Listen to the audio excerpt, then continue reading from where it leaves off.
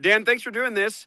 First of all, I just wanted to get, general reaction to the field that we see here. I know the big talk's going to be Messi and Argentina coming twice. What were your takeaways? Yeah, yeah. So you cut out there for just a second, but my thoughts would be this: I couldn't be more thrilled.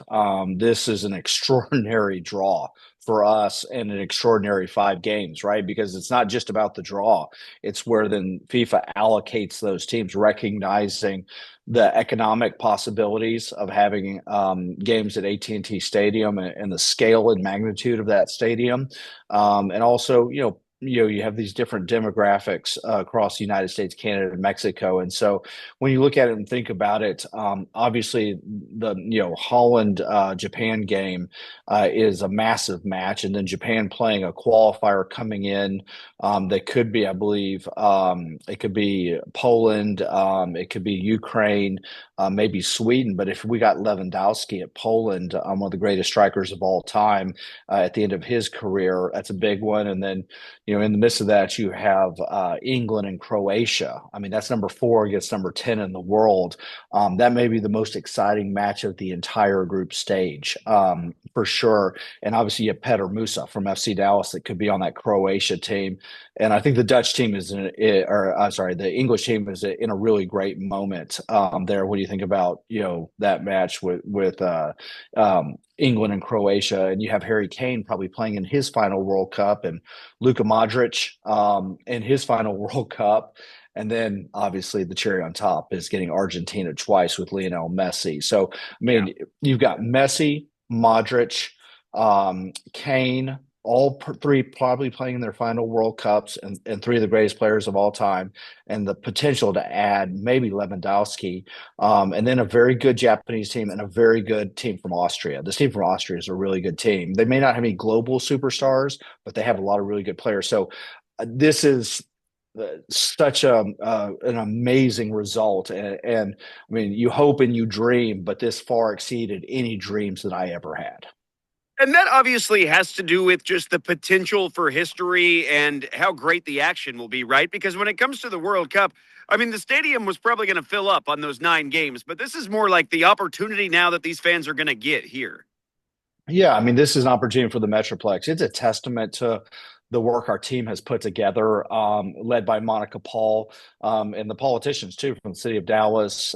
You got the mayors, Dallas, Plano, Frisco, Arlington, Fort Worth, and the city councils and the city managers all working together. It's a testament when you put together an all-star team. It gives you the chance to achieve really great things, and that was recognized by FIFA. It wasn't just the scale of the stadium; it was how our bid worked, how we worked together, the synergy, my relationship with FIFA.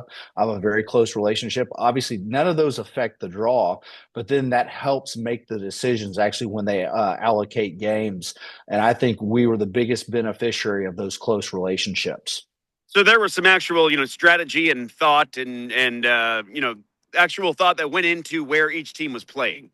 Well, sure. After the draw occurs, then there were multiple locations that each game could be played, right? So then FIFA decision, and typically it's an economic decision, but they have to trust and believe that you're going to put on a world class event. And I'll give you the England Croatia scenario. It was either going to be in AT&T Stadium or in Toronto at BMO Field, and obviously AT&T Stadium is I'm not even sure the BMO capacity at this point because there was a renovation there, but you're talking as many as 50,000 people more potentially at AT&T Stadium, or 45,000 more. And you're Yeah. talking about 380 suites versus whatever they have there, which is a number that's 30 or 40 probably.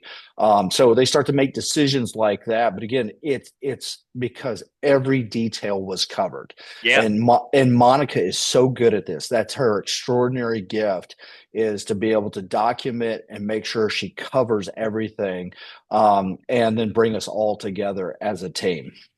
Yeah, when I saw that, when I saw Messi, I thought there's no way that's a coincidence. That has to do with the team that's behind all of this, it seemed like. So, no shock there. Just last thing, I know we're short on time. I just wanted to ask you about the semifinal because that's the other big part. Obviously, we don't know who's going to be in that, and we've known that we're going to get the semi, but now seeing the field, that's pretty exciting too.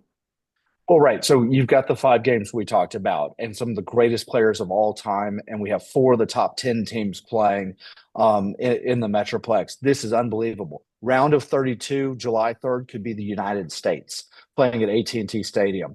Round of 16, we could have Spain playing. That's their pathway through. And so if you think about that, and then the semifinal, it's one of the final 4, or you get 2 of the final 4 teams. I mean, this I've talked about this being the epicenter of World Cup 2026 because 9 matches, International Broadcast Center, and we should get 4 or 5 visiting national teams pick this as base camps. Now we have the best match schedule of anyone. And so I think there'll be more drama that takes place here than anywhere else in the World Cup field. And we've been working on this for 8+ years, and I just want to say a big thank you to the effort of all of my team members, because this truly was a community effort to get us in a spot that we can look at and present something that is so amazing for everybody who lives in Dallas. Yeah, and I think the best part is the prolonged drama, like prolonged opportunity for 9 games, whatever that means economically, for all the excitement. It's not just one championship and you're done. This is going to be quite the summer. Yeah, well, I mean, this is like not having 9 Super Bowls, Yeah, and the difference is people don't come and stay for 2 days. Their stays are much longer. They spend more money here, and frankly, they try to experience the culture. Their visitors coming, a lot of them are coming from out of the country, so the economic impact, I think, will be north of $2 billion. yeah, huge deal. Dan, thanks for doing that. We'll get it out on the radio and online. I appreciate it. Yep, thank you.